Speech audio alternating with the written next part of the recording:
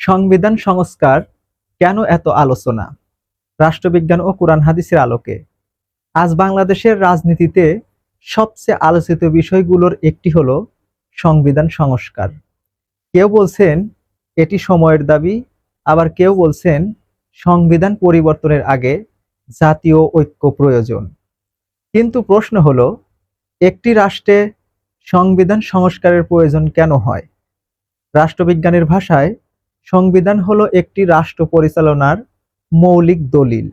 এতে রাষ্ট্রের কাঠামো, নাগরিকের অধিকার, সরকারের ক্ষমতা এবং বিভিন্ন প্রতিষ্ঠানের দায়িত্ব নির্ধারিত থাকে।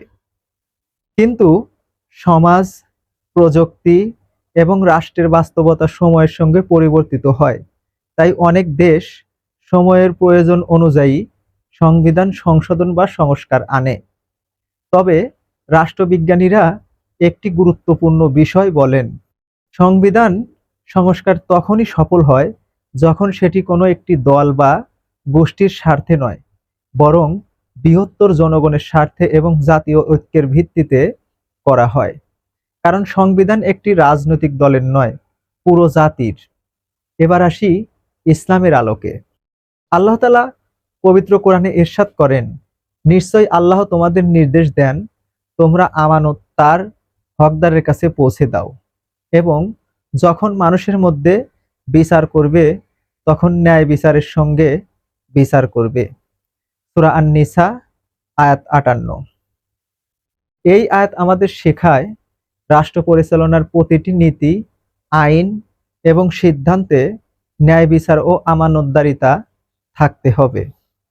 রাসূল সাল্লাল্লাহু আলাইহি ওয়াসাল্লাম বলেছেন, ধর্ম হলো কল্যাণকামিতা। সহিহ মুসলিম। অর্থাৎ রাষ্ট্র পরিচালনায় এমন সিদ্ধান্ত নেওয়া উচিত যা জনগণের কল্যাণ নিশ্চিত করে এবং সমাজের ন্যায় বিচার প্রতিষ্ঠা করে।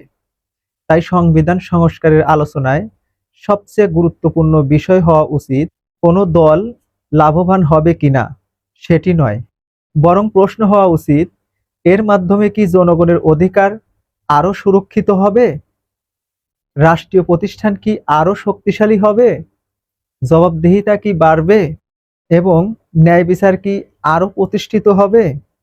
রাষ্ট্রবিজ্ঞান ও কোরআন হাদিস আমাদের একই শিক্ষা দেয়, যে কোনো রাষ্ট্রীয় সংস্কারের মূল উদ্দেশ্য হওয়া উচিত ন্যায় বিচার, আমানতদারিতা এবং জনগণের কল্যাণ নিশ্চিত করা। আপনার মতে সংবিধান সংস্কারের ক্ষেত্রে সবচেয়ে বেশি গুরুত্ব দেওয়া উচিত কোন বিষয়কে?